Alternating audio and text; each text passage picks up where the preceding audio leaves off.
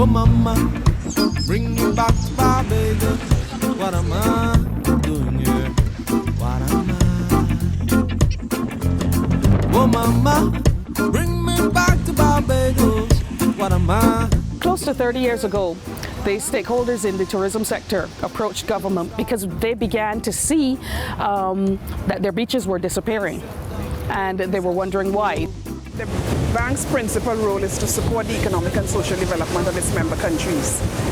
And in the case of Barbados, the tourism is the country's main economic asset. And government responded by developing a proposal with the Inter-American Development Bank to look at the problems associated with beach erosion. The key focus was on collecting data and having a good technical understanding of the problems. What was causing beach erosion? What was causing our coral reefs to die? It's three basic things: the wind, the water, and the sand, and how they interact.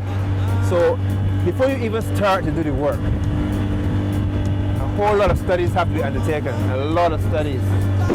With that knowledge, we can design our coastal structures. We actually brought in 26,000 tons of rock from Halifax in Canada.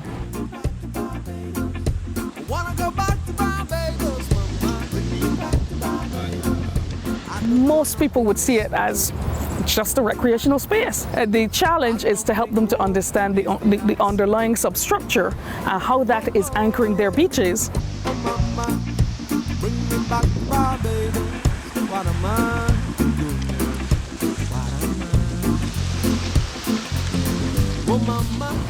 We're realizing more and more that small islands like Barbados are the most vulnerable to the effects of climate change. And in fact, the predictions that we have been using in previous projects, we're realizing now that the reality has exceeded those predictions already. So as we learn more about the impacts of climate change on us, we will actually be helping the rest of the world to understand the eventual impacts on them as well.